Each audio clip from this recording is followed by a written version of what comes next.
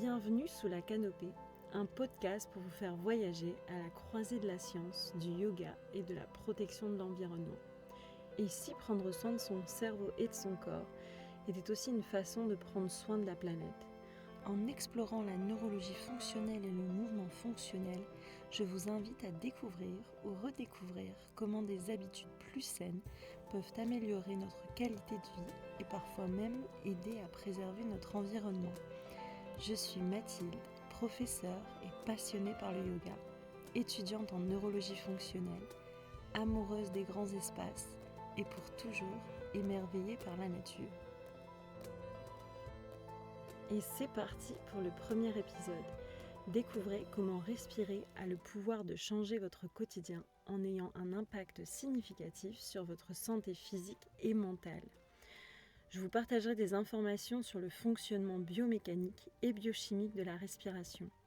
Je détaillerai l'importance de la respiration nasale, des solutions simples et techniques pour améliorer aussi votre respiration. Et je vous partagerai également comment la respiration peut être un outil pour améliorer vos amplitudes de mouvement. C'est parti!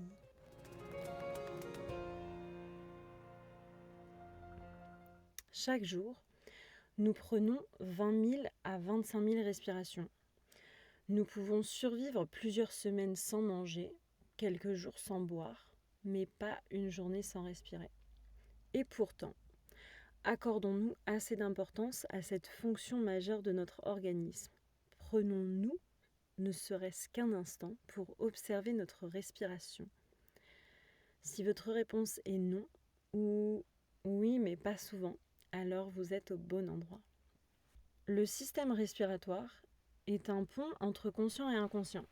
C'est le seul système qui est gouverné à la fois par le système nerveux autonome et le système nerveux somatique.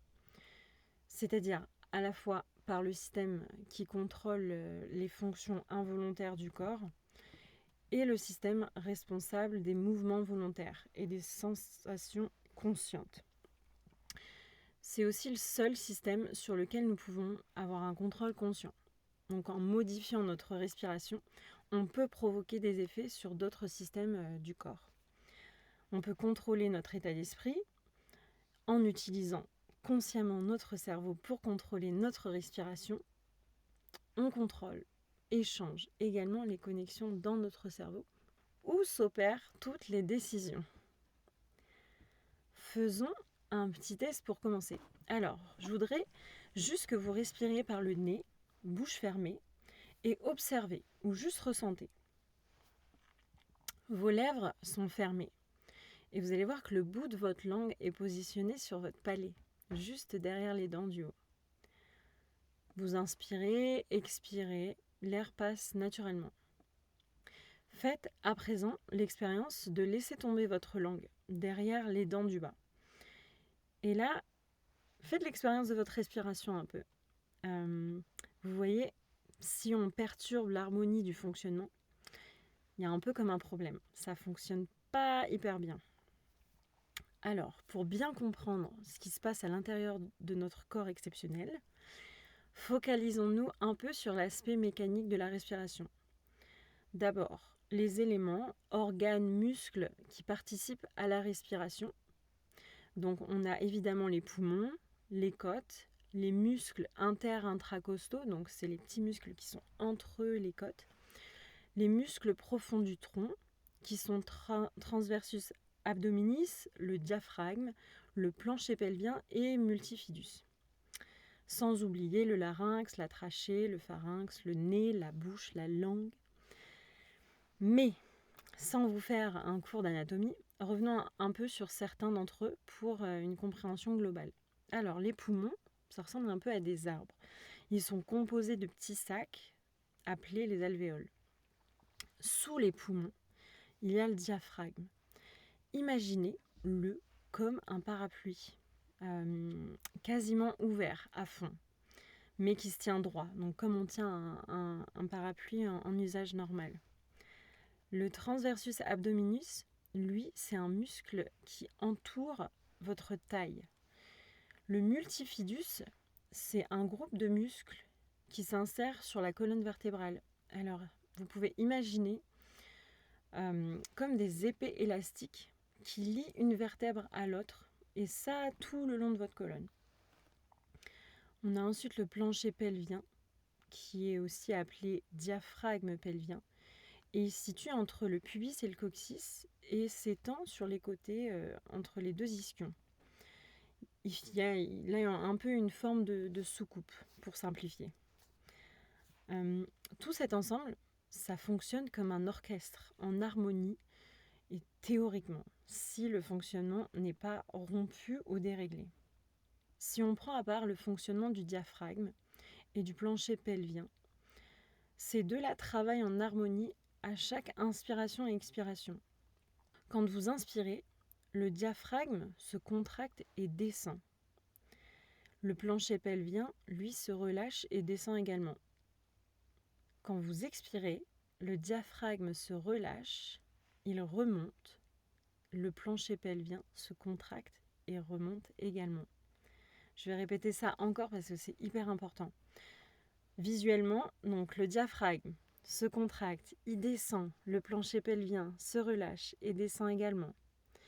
Quand vous inspirez et quand vous expirez, le diaphragme se relâche, remonte et le plancher pelvien se contracte et remonte également. En parallèle de cela, à l'inspiration, le ventre se relâche dans les 3 dimensions, tandis qu'à l'expiration, une légère contraction naturelle se produit. Et malheureusement, cet orchestre, ce bel orchestre peut être sujet à des disharmonies. On peut prendre un exemple commun. En cours de yoga, ce qui serait plus judicieux d'appeler asana, c'est la pratique d'encourager les pratiquants à engager leurs abdominaux. Alors, on dit souvent serrer les abdos. Le souci avec ce genre d'instruction, c'est qu'à long terme, on peut provoquer en soi un dysfonctionnement de cette harmonie de mouvement entre le diaphragme et le plancher pelvien, notamment. Il y a de nombreuses études qui prouvent que cette pratique provoque des dysfonctionnements du plancher pelvien, comme les incontinences, prolapses, ou alors des dysfonctionnements du diaphragme. Donc il y a les respirations paradoxales par exemple. Le rôle des abdominaux n'est pas seulement du six-pack, mais bien de l'ensemble, donc rectus abdominis, qui ça, oui, c'est donc la partie six-pack,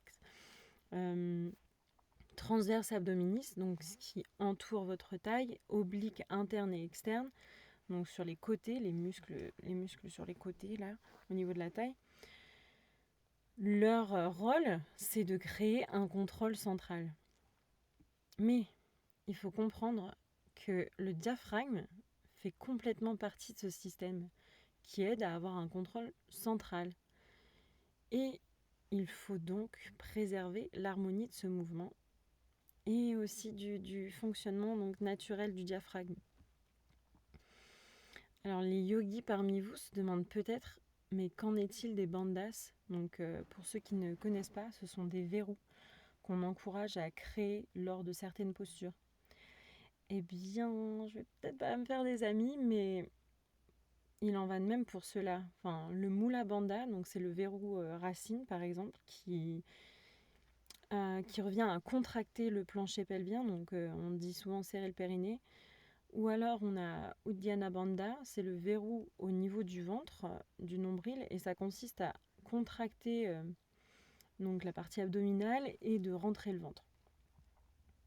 Ces deux verrous, réalisés à répétition, vraiment ça provoque des dysfonctionnements du plancher pelvien et diaphragmatique, puisqu'on interrompt complètement le mouvement naturel de ces deux éléments, parce qu'on grippe complètement le périnée, le plancher pelvien.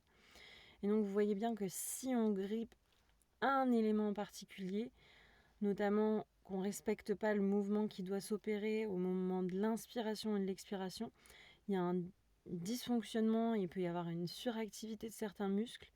On interrompt complètement l'activité réflexive qui est censée être naturelle et inconsciente des différents muscles, organes. On peut prendre par exemple l'exemple d'un ballon gonflable. Alors imaginez, vous avez ce ballon gonflable dans les mains et vous le serrez au milieu. Donc vous voyez qu'il y a une pression qui est exercée sur le bas, donc qu'on peut considérer comme le plancher pelvien, et sur le haut, qu'on peut considérer comme le diaphragme. Donc, vous voyez bien que si on ne respecte pas cette harmonie de mouvement et qu'on contracte vraiment à un endroit, on va provoquer des dysfonctionnements puisqu'on ne laisse pas notre corps opérer de façon inconsciente. Parce qu'il faut aussi faire confiance aux mécanismes qui sont dans notre corps et qui fonctionnent. En bref, laissez votre ventre se gonfler à l'inspiration et laissez l'activation réflexe des muscles profonds s'opérer à l'expiration, en ressentant là une contraction des muscles profonds du tronc. Ne restez pas rigide, vous allez ressentir la légère contraction. Laissez faire votre corps. Il saura activer cette partie abdominale naturellement. Et si vous êtes professeur de yoga, guidez plutôt sur des instructions externes. Donc, plutôt que des instructions qui sont internes. Si vous voulez plus d'informations sur ça, n'hésitez pas à me le dire en commentaire et je serai ravie de vous donner plein d'exemples.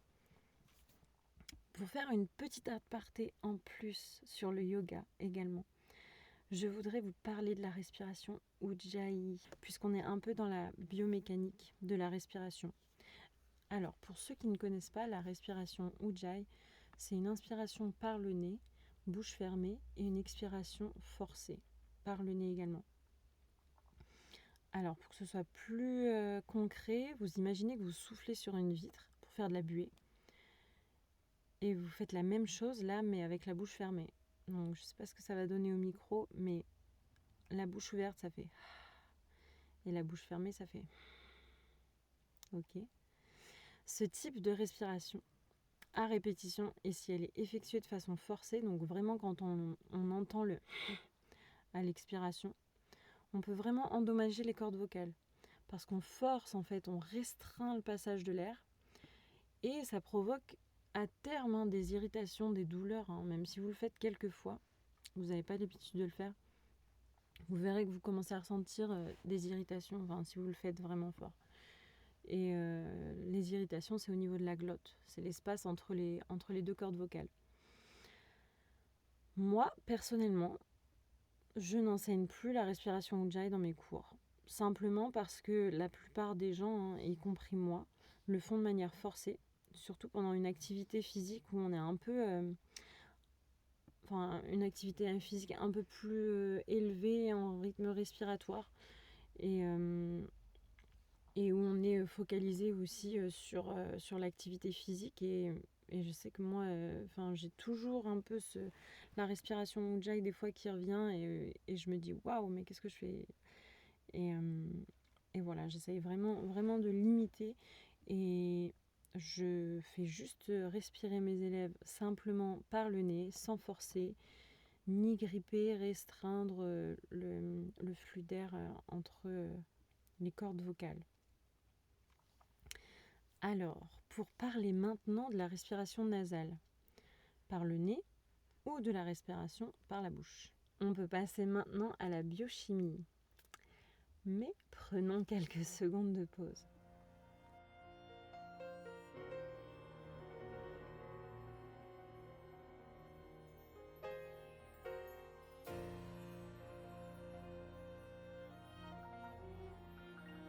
C'est reparti pour la biochimie de la respiration. Ouhou, ça fait peur. Je sais, ça fait peur, la biochimie. Mais vraiment, je vais essayer de faire simple. Alors, nous inspirons et expirons. Jusque-là, ça va. Lorsqu'on inspire, on inspire un certain volume d'air. Idéalement, il est de 6 litres par minute. Et on inspire et expire à une certaine fréquence. C'est-à-dire combien de respirations, donc respiration, une inspiration et une expiration, je fais par minute. La fréquence optimale se situe entre 10 et 12 respirations par minute. Pour les athlètes, ce sera plutôt 8 à 10 respirations par minute. Donc, je répète, on inspire un certain volume d'air Et on inspire et expire à une certaine fréquence. Vous pouvez maintenant faire le test chez vous, au repos, assis. Mettez le chrono en route et comptez vos inspirations et expirations sans rien changer pendant 1 minute. Vous pouvez mettre pause sur le podcast, évidemment, pour faire ce petit test. Donc, vous mettez le chrono en route, vous inspirez et expirez normalement sans rien changer pendant 1 minute et vous comptez juste ce nombre d'inspiration et d'expiration. Si votre score est beaucoup plus élevé, vous respirez sûrement trop. Les raisons peuvent être variées et vous pouvez améliorer ça. On verra comment un peu plus tard. Vous pouvez également faire le test BOLT, Body Oxygen Level Test. Alors ça consiste à évaluer votre volume respiratoire relatif. Donc au repos, vous allez inspirer puis expirer naturellement, sans forcer, vraiment naturellement. Et là, vous restez en apnée. Vous mettez votre chrono en route en même temps et vous bloquez votre respiration jusqu'à sentir les premières sensations d'avoir l'envie de respirer. Et là, à ce moment-là, vous arrêtez votre chrono. Mais n'attendez pas d'être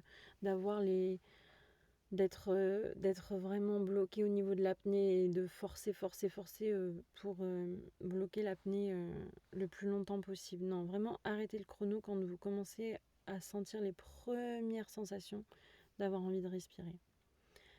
Si vous avez un score de 10 secondes ou moins, vous êtes certainement souvent essoufflé et respirez par la bouche la plupart du temps. Si votre score est de 20 secondes, vous respirez sûrement avec une pause après l'expiration, mais votre respiration est quand même accentuée, pesante, lourde. Vous vous entendez respirer. Si votre score est de 30 secondes, votre respiration est plutôt calme, légère, un peu sans effort. Et pour ceux qui ont un score supérieur à 40 secondes, vous avez environ 6 à 10 respirations par minute. Votre respiration, elle est normalement silencieuse et quasi indétectable. Il n'y a pas de mouvement très engagé, forcé de la cage thoracique par exemple. On verra ensuite comment améliorer ce score BOLT.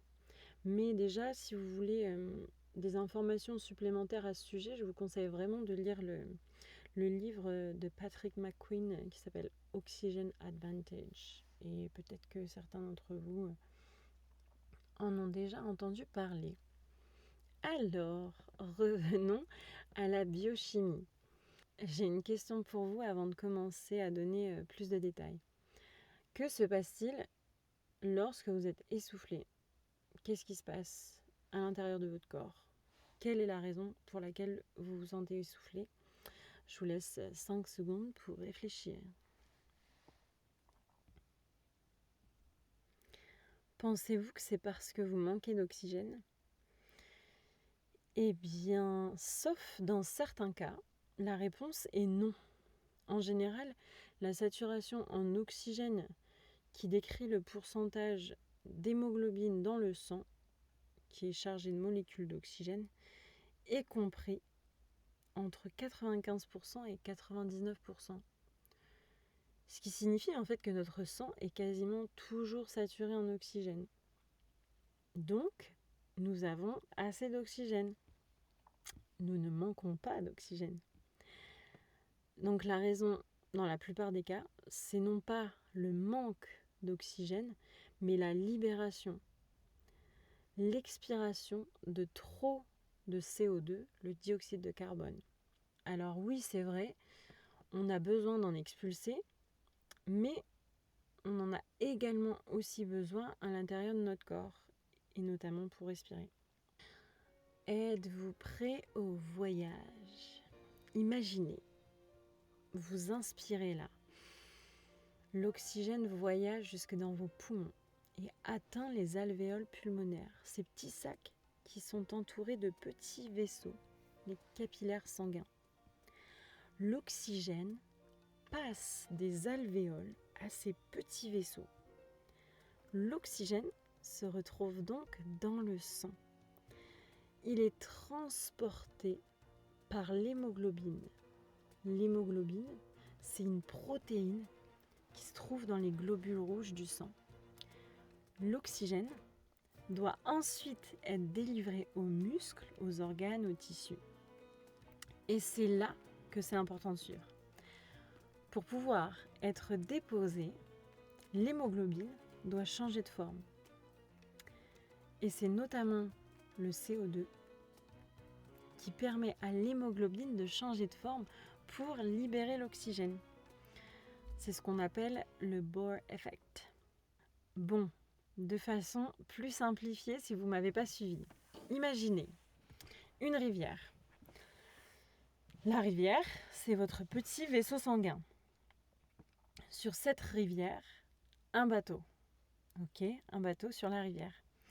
Le bateau, votre globule rouge. Sur ce bateau, il y a une voiture, l'hémoglobine. Dans la voiture, vous avez des passagers, l'oxygène. Le bateau avance sur la rivière et doit déposer les passagers, l'oxygène. Il doit les déposer à d'autres destinations, organes, muscles, tissus. Mais pour que les portes de la voiture s'ouvrent, on a besoin d'agents, que nous appellerons ici dioxyde de carbone, CO2. S'il y a assez d'agents, CO2, pour libérer les passagers, qui sont les oxygènes, alors les muscles et organes, tissus aussi, recevront assez d'oxygène. Mais s'il n'y a pas assez d'agents CO2, alors les passagers, O2, ne peuvent pas sortir de la voiture et ne peuvent pas être libérés au bon endroit. Bon, j'espère que ça fait un peu plus sens pour vous. N'hésitez pas à me demander à nouveau en commentaire pour des explications un peu plus précises à ce sujet. Mais à nouveau, je répète, s'il n'y a pas assez de CO2 dans le sang pour libérer l'oxygène, alors les muscles, les organes, les tissus ne peuvent pas être oxygénés correctement. Alors, pourquoi on n'a pas assez de CO2 dans le sang? Eh bien parce qu'on en libère trop. Et pourquoi on en libère trop? Parce qu'on a sûrement développé une hypersensibilité au CO2. C'est-à-dire que notre taux de tolérance de CO2 est très faible. Et ce qu'il se passe, c'est que lorsque le niveau de CO2 devient trop important dans notre corps, on a des petits récepteurs qui captent la présence de CO2 et qui vont envoyer un signal au cerveau pour stimuler la respiration, pour que le corps se débarrasse du CO2. Donc les récepteurs, ils sont un peu en mode « Oh, il y a trop de CO2 dans le corps !» Et là, le cerveau enregistre cette information et il agit en conséquence. Ok, on va faire respirer ce corps pour expulser le CO2. Et malheureusement, dans ce cas-là, on se débarrasse de trop de CO2. Il faut donc augmenter notre tolérance au CO2. Comme quelqu'un qui boit du café depuis des années a une plus grande tolérance au café, comparé à quelqu'un qui n'en boit jamais. Ce qu'on veut, c'est avoir une meilleure tolérance pour pouvoir conserver plus de CO2 et que nos muscles, organes, tissus soient mieux oxygénés. Je sais qu'on a souvent vu le schéma classique de il nous faut de l'oxygène et se débarrasser du CO2. Alors qu'en réalité, on en a vraiment besoin. Si vous devez retenir une chose de cet épisode, c'est bien cela. Nous avons besoin de CO2, de dioxyde de carbone. Il permet de libérer l'oxygène de l'hémoglobine. Il joue un rôle essentiel dans la vasodilatation et il permet de réguler le pH du sang et un tas d'autres choses. D'ailleurs, une petite aparté sur le pH du sang et les aliments, la nourriture transformée. Les plats préparés, la nourriture industrielle, a tendance à faire diminuer le pH du sang. Donc quand le pH diminue, il devient plus acide. Le corps, lui, il a besoin d'un pH neutre, donc ça va être entre 7,35 et 7,45. Pour réguler le pH, si on a un pH très acide du sang, notamment à cause de la nourriture industrielle, on va avoir tendance à respirer beaucoup plus. Donc prendre plus d'inspiration et d'expiration qu'il en faut pour se débarrasser du CO2 qui, en s'accumulant dans le sang, rend son pH acide. Et donc ainsi, le pH réaugmente. Donc vous voyez qu'on a tendance à trop respirer à cause de la nourriture industrielle. Pour éviter d'expirer trop de CO2 et pour augmenter la tolérance au CO2, il faut donc éviter de respirer par la bouche. Fermez votre bouche et respirez par le nez. Respiration nasale. En respirant par le nez, vous améliorez déjà votre fréquence, c'est-à-dire, je rappelle, le nombre de respirations par minute et donc aussi votre score BOLT dont je parlais au début. D'ailleurs, vous vous demandez peut-être pourquoi on est arrivé à trop respirer.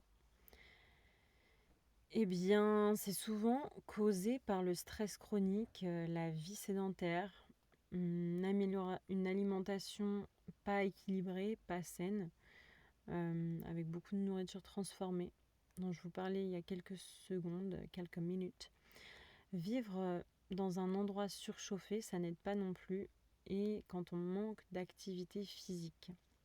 Mais pourquoi, de façon générale, on veut respirer par le nez ? Pourquoi, au-delà de cette affaire de CO2, c'est important d'avoir une respiration nasale ? J'ai envie de dire nadale à chaque fois, désolée, respiration nasale, et de ne pas respirer trop. Alors, trop respirer, ça peut avoir des conséquences telles que la léthargie, le gain de poids, problème de sommeil, problèmes respiratoires, maladie cardiaque. Donc, on a le fait de trop respirer et le fait de respirer par la bouche, ça a aussi de nombreuses conséquences. Ce qui m'a surpris le plus, moi, c'est de voir la différence au niveau de la mâchoire. Il y a des personnes respirant par le nez et d'autres par la bouche. Donc, au fil des années, on peut voir le changement facial. Il y a un livre qui en anglais s'appelle Jaws. En français, ça veut dire mâchoire. Et dans ce livre, il y a des exemples qui montrent à quel point en fait la mâchoire devient plus étroite, les dents de travers, les cavités nasales plus petites, les pommettes creuses quand on respire par la bouche. Et dans certains cas, on voit vraiment la différence et les conséquences au niveau des voies respiratoires. Comment celles-ci, elles sont restreintes, il y a beaucoup moins d'air qui passe dans le nez. Et comme il y a non-utilisation du nez pour respirer, on perd en fait cette facilité, ce passage si vous voulez. On peut faire l'expérience aussi au niveau de la mâchoire si vous voulez. Alors, vous inspirez, vous expirez par le nez, vous gardez la bouche fermée, enfin les lèvres fermées, pardon, pas les dents serrées, mais juste les lèvres fermées. Donc voilà, vous respirez en espérant que vous n'ayez pas un rhume ou que vos voies respiratoires soient dégagées. Maintenant, relâchez la mâchoire, gardez les lèvres fermées, mais reculez, rétractez votre mâchoire inférieure, donc votre mandibule, vers l'arrière, comme si vous voulez avoir la mâchoire qui va moins vers l'avant, qui se rentre en fait. Et là, normalement, vous sentez que l'air passe beaucoup moins bien par le nez, dans la gorge. Faites l'expérience quelques secondes. Et après, vous pouvez aussi faire le contraire. Donc, gardez les lèvres fermées, mais les mâchoires vraiment relâchées. Et là, avancez votre mâchoire vraiment en avant. Et vous allez voir normalement que le passage de l'air, donc nez, gorge, là, ça va beaucoup mieux. Donc ça, c'est vraiment un souci au niveau de la mâchoire qui devient beaucoup plus étroite. Ensuite, les autres problèmes que cause la respiration par la bouche. On a l'hyperventilation, c'est quelque chose qui va encourager le stress, la constriction des vaisseaux sanguins, et cela réduit le débit sanguin vers le cœur et les organes. la déshydratation, l'acidification de la bouche, on a la formation de polypes, dysfonctionnement érectile, des problèmes de sommeil, d'apnée du sommeil, de ronflement. Et je ne m'étends pas ici sur ce sujet en particulier, mais je vous conseille de regarder le mouth tape. C'est mouth taping. Mouth tape, c'est un scotch qui permet de garder les lèvres ensemble. Donc c'est pas, on scotche pas les lèvres comme on voit dans les films, hein. C'est vraiment juste un scotch qui vient garder les lèvres ensemble pour encourager la respiration nasale. Laissez-moi un commentaire si vous voulez plus d'infos à ce sujet. En ce qui concerne les enfants, j'aimerais ajouter qu'il est important de les encourager à respirer par le nez dès qu'ils sont tout bébés. Et ça commence donc forcément leur dire ça va pas faire grand chose au bébé, mais s'assurer qu'ils aient les lèvres fermées, notamment quand ils dorment. Vous inquiétez pas, ils respireront par le nez, hein, sauf évidemment s'ils sont malades. Mais quand ils dorment, ça aide vraiment au bon développement des cavités nasales. Et d'ailleurs, si on compare l'humain aux mammifères terrestres, la majorité respire exclusivement par le nez.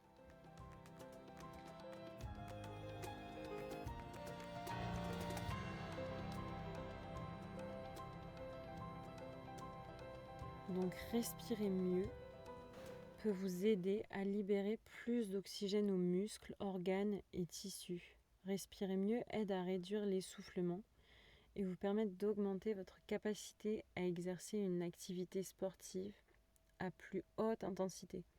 Ça peut vous aider à réguler vos problèmes d'asthme, à transformer la nourriture plus efficacement et à réduire l'appétit.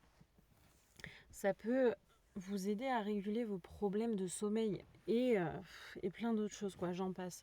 Je voudrais juste revenir à la respiration nasale et aux bénéfices de cette respiration. Donc il y a respirer mieux et il y a respiration nasale. Donc quand on respire par le nez, il y a 50% de résistance en plus au passage de l'air. Ça va permettre d'augmenter de 10 à 20% la quantité d'oxygène prise. Donc quand on inspire par le nez, l'intérieur des cavités nasales permet aussi de filtrer les germes et les bactéries. Et très important, en respirant par le nez, il y a la production d'oxyde nitrique. C'est un gaz qui est libéré dans les cavités nasales et qui permet la dilatation des voies respiratoires et dilate les vaisseaux sanguins. Alors l'oxyde nitrique, il permet d'éviter une haute pression artérielle. Donc ça aide aussi à réduire le cholestérol, ça évite l'obstruction des artères et réduit le risque d'arrêt cardiaque et d'AVC. Je pourrais développer sur comment ça se passe, mais sinon je vais parler pour des heures. Alors, si l'oxyde nitrique est si bénéfique, comment le produire ? Eh bien, encore une fois, en respirant par le nez, hein, et aussi en fredonnant. C'est une technique appelée Brahmari, qui vient du pranayama. C'est donc une technique où on va inspirer par le nez, et en expirant, on va faire un petit en focalisant le son pour qu'il sorte, pour que la vibration elle sorte au niveau de la tête, au niveau du nez, pas au niveau forcément de la gorge.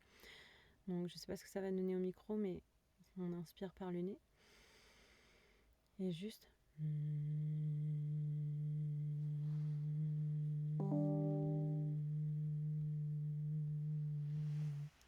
voilà, juste en produisant ce son-là, on peut créer l'oxyde nitrique.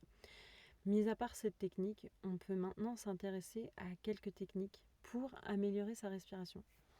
D'ailleurs, il est important de changer le volume respiratoire, c'est-à-dire la quantité en litres, en altérant la fréquence, le nombre d'inspirations et d'expirations. Le meilleur moyen de changer votre fréquence, donc le nombre de respirations par minute, c'est de réduire votre volume, donc la quantité d'air. Parce que vous pouvez peut-être prendre moins d'inspiration et d'expiration, mais si vous faites d'énormes mouvements, vous inspirez énormément et vous expirez énormément, alors vous ne changez pas votre volume. Donc pour améliorer votre score BOLT et donc votre respiration sans trop d'effort, vous avez la possibilité d'éviter de prendre trop de CO2 en respirant uniquement par le nez, en évitant de prendre des grandes inspirations, comme quand on fait en bâillant ou en parlant par exemple. Évitez d'avoir des inspirations trop profondes et à la place, contrôlez ou alors juste avaler votre salive. Par exemple, si vous avez envie de bâiller, avalez votre salive. Vous pouvez aussi améliorer votre tolérance au CO2 avec une technique qui s'appelle respire léger pour bien respirer. Donc là, ça consiste à ralentir votre inspiration et respiration et à mesure, vous réduisez aussi le volume inspiré-expiré. Donc vous allez commencer avec des inspirations, expirations comme vous avez l'habitude d'en prendre, sans modifier pour commencer. Et à mesure, vous ralentissez le rythme. Donc vous prenez plus de temps pour faire une inspiration, plus de temps pour faire une expiration. Et en même temps, vous diminuez la quantité d'air que vous prenez pour créer une réduction du volume d'air pris, de la quantité à chaque inspiration et chaque inspiration. J'espère que c'est clair. Donc vous pouvez faire ça pendant 30 secondes à 1 minute. Alors c'est sûrement dur au début parce que le fait de respirer plus lentement et de prendre moins d'air au fur et à mesure, vous allez avoir une envie de respirer très fort après. Mais justement, essayez de contrôler et de respirer lentement, même après quand vous reprenez une inspiration, expiration normale. Essayez de pas faire des grandes inspirations comme ça par la bouche. Une autre technique, c'est pratiquer l'apnée. Donc vous allez inspirer doucement par le nez et expirer complètement. Et là, vous allez pincer votre nez pour retenir vos respirations. Et vous retenez votre respiration jusqu'à ce que vous ressentiez un manque d'air modéré, pas au point de ressentir une gêne extrême et à être à bout de souffle après ça. Ensuite, vous reprenez la respiration nasale, donc en prenant des inspirations contrôlées et légères pour récupérer. Et vous pouvez répéter ce processus pendant plusieurs séries, 4 à 6 fois. Vous pouvez faire ça soit immobile, soit en marchant, en faisant votre activité physique. Moi, je le fais souvent en marchant. Et je ressens vraiment les bénéfices. Il y a d'autres techniques qui nous viennent des enseignements du yoga et de la branche pranayama. Alors, prana, c'est l'énergie vitale qui anime tout être. Et ayama, c'est le contrôle ou expansion. Pranayama, c'est le contrôle de cette énergie vitale, la respiration en conscience, et qui a pour but de rééquilibrer l'énergie dans le corps et parvenir à plus de clarté mentale. Alors nous avons Samavritti, qui est la respiration carrée. Donc là, on inspire sur un certain nombre de temps, on garde l'apnée sur ce même temps, on expire sur ce même temps et on garde l'apnée sur ce même temps. Et on répète. Ou soit on augmente. Donc par exemple, on fait 4 j'inspire, 4 je tiens, 4 j'expire, 4 je tiens et ensuite on répète ça. Ou alors on peut augmenter, faire 5 inspire, 5 je tiens, 5 j'expire, 5 je tiens. Quand je dis je tiens, c'est je garde l'apnée. Et augmenter. Si votre score BOLT est inférieur à 10, commencez par un carré de 3, plusieurs fois, ou 4 avant d'augmenter. Si votre score BOLT est entre 10 et 20, commencez à 4, 5 et ensuite vous pouvez augmenter. Cette technique, elle permet d'augmenter la variation du rythme cardiaque qui nous rend plus résilients au stress. On a ensuite la technique Nadi Shodhana. C'est une respiration alternée, donc par une narine puis l'autre. On va garder l'apnée entre chaque cycle d'inspiration et d'expiration. Et cette technique, elle aide vraiment à réguler notre système nerveux et la quantité d'air que nous absorbons en une seule respiration. Ce qui peut vraiment être utile pour éviter la surrespiration. Ensuite, on a Kapalabhati. Ça, c'est la respiration du feu. C'est une respiration où l'expiration elle est forcée et où l'inspiration elle va être beaucoup plus passive. Pour travailler cette respiration, on va avoir une expansion du ventre dans les 3 dimensions. Et elle active le système nerveux sympathique qui augmente votre énergie et ça contribue à renforcer, à tonifier la partie abdominale. Vous allez voir que quand vous commencez à faire cette pratique, ça chauffe au niveau abdominal. C'est aussi un bon moyen de commencer une pratique dynamique ou centrée sur le tronc. Là, c'est pas forcément une respiration, mais c'est plus c'est l'étirement du diaphragme. Et ça a un effet sur la fréquence cardiaque et ça permet de retrouver de l'élasticité au niveau du diaphragme et au niveau des muscles responsables de la respiration, au niveau du tronc.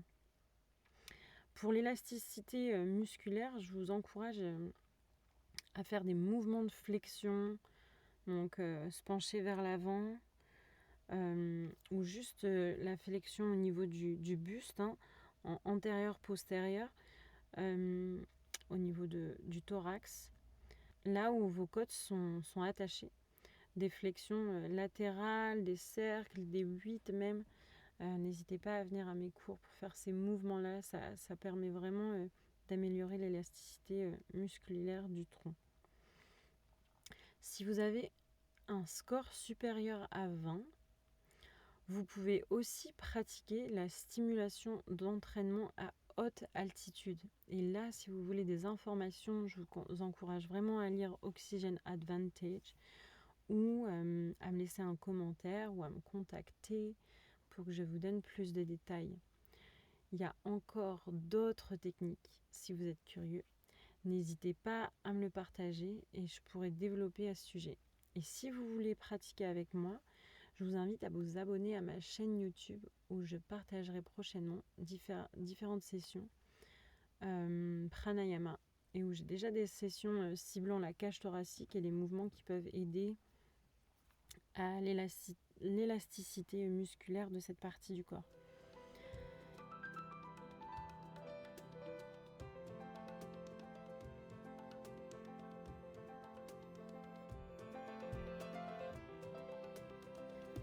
Respirer correctement permet d'être en meilleure santé, de prendre du temps pour être conscient de son propre corps, tout comme les asanas.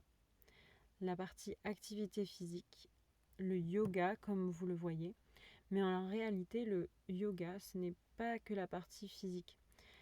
Les asanas donc et le pranayama, ce sont 2 branches du yoga qui permettent de cultiver conscience et soin du corps physique.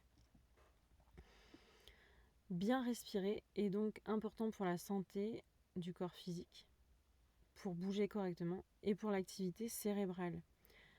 On peut également se servir de la respiration comme un outil. On peut s'en servir pour contrôler la fréquence cardiaque, pour réduire la douleur, pour agir sur nos amplitudes de mouvement par de simples exercices qui stimuleront certaines parties cérébrales en utilisant la respiration. Vous pouvez améliorer vos flexions, extensions, rotations. On peut agir sur le tronc cérébral. Alors, pour vous donner une idée de ce que c'est le tronc cérébral et de où ça se situe, vous pouvez fermer vos poings et mettez vos poings fermés l'un contre l'autre. Les poignets se touchent presque. Et là, vous pouvez imaginer que chaque point représente l'hémisphère droit et gauche et que la partie de vos poignets sont vos troncs cérébraux, donc un de chaque côté. C'est vraiment une image vague, mais ça vous donne une idée. Et c'est situé donc dans la partie inférieure du cerveau. Bref, Je disais donc qu'en activant le tronc cérébral et certaines parties de celui-ci, on peut agir sur différents éléments. Le tronc cérébral, brainstem en anglais, c'est le siège de la respiration involontaire. Donc c'est cette partie qui nous fait passer de l'activation du système sympathique au parasympathique et inversement. Donc en changeant notre respiration, on peut aussi changer l'activité du tronc cérébral. C'est un peu une boucle infinie, l'un active l'autre. Le tronc cérébral, il est composé de 3 parties. Donc dans les grandes lignes, la partie la plus haute s'appelle midbrain, mésencéphale. C'est cette partie qui donne du tonus aux muscles fléchisseurs. Il augmente l'activité sympathique de notre système. C'est celui qui permet d'activer le corps, donc de réaction de lutte ou de fuite. Pour activer cette partie du tronc, et donc pour avoir plus de mouvement, plus d'amplitude en flexion, on peut pratiquer la rétention du souffle. Et ça s'appelle air hunger, en anglais la faim de l'air. Bon, ça fait un peu bizarre, mais bref. Ça consiste à inspirer, expirer, vous gardez l'air tout en faisant, donc gardez l'air, vous gardez l'apnée tout en faisant des mouvements, ou pas d'ailleurs, mais où il faut arriver à un stade d'envie de respirer. À ce moment-là, quand vous avez la moindre envie de respirer, vous respirez, mais ça ne doit pas être de manière essoufflée, hein. Vous devrez vraiment ressentir la première envie de respirer et vous arrêtez. Et là, vous inspirez et expirez calmement et vous refaites ça 2-3 fois et vous verrez que vous avez un peu plus de flexion. Ce n'est pas de la magie, ça marche vraiment. Si on passe à la partie du dessous du tronc cérébral, c'est les pons en anglais, le pont en français. Il permet d'augmenter le tonus des muscles extenseurs et de réduire l'activité sympathique. Donc pour stimuler cette partie, on peut faire des respirations lentes, donc 6 respirations par minute, ou alors des inspirations profondes. Et on a la dernière partie qui est le bulbe rachidien, medulla oblongata, qui permet d'augmenter le tonus des muscles fléchisseurs là aussi, comme mésencéphale. Et là par contre de réduire l'activité sympathique. Donc pour stimuler cette partie, on peut pratiquer des expirations forcées. Donc c'est expirer vraiment au maximum, hein. Vous pouvez soit le faire de façon latérale, comme si vous vouliez écraser l'un de vos poumons. Et on peut aussi faire des inspirations bloquées. Et là, ça va être, on inspire à fond, on expire un tout petit peu et on fait une fausse inspiration. Donc ça fait un peu un comme ça. Mais bon, pas avec le bruit, mais j'espère que vous arrivez à visualiser ça. Et là, les muscles, en fait, ils agissent comme si on inspirait, mais on bloque les voies respiratoires. Si vous voulez des informations sur cette pratique, allez faire un tour sur ma page YouTube et participer à mes cours en ligne, ou alors juste envoyez-moi un message et je pourrai donner plus de détails à ce sujet. Je vous encourage à tester avant et après d'avoir fait ces exercices. La différence, elle est peut-être pas immense donc dans vos flexions et extensions, mais pratiquez à chaque fois que vous travaillez sur votre mobilité par exemple, ça peut vraiment vous aider à gagner petit à petit en amplitude. Donc je rappelle, hein, pour travailler sur les flexions, pour avoir plus de flexion, on va faire le air hunger, on inspire, on expire, on bloque la respiration, on fait du mouvement jusqu'à avoir envie de respirer, on répète ça 2 à 3 fois. Pour améliorer l'extension, on va faire des longues et lentes inspirations et expirations, 6 par minute. Et pour encore travailler sur la flexion, vous pouvez forcer l'expiration d'un côté ou de l'autre sur vos poumons ou alors faire les fausses inspirations. Ça ne fonctionne pas forcément pour tout le monde car nos corps sont différents, les dosages en fonction de l'histoire de vos corps vont être différents Et il y a un autre tas de variables pour lesquelles ça pourrait ne pas fonctionner pour vous. Mais c'est seulement une histoire de dosage et de voir ce qu'il faut à votre corps, peut-être en particulier avant ou après ça. En revanche, j'ai fait pratiquer ces exercices plusieurs fois dans mes cours et ça a plutôt fonctionné de façon générale. Il y a également des contradictions aux différentes techniques, notamment pour les femmes enceintes. La rétention d'air, donc retenir sa respiration, c'est déconseillé. Et je vous encourage à voir avec votre médecin. J'imagine que tout ça, ça fait beaucoup d'informations et du coup, je voulais résumer un peu.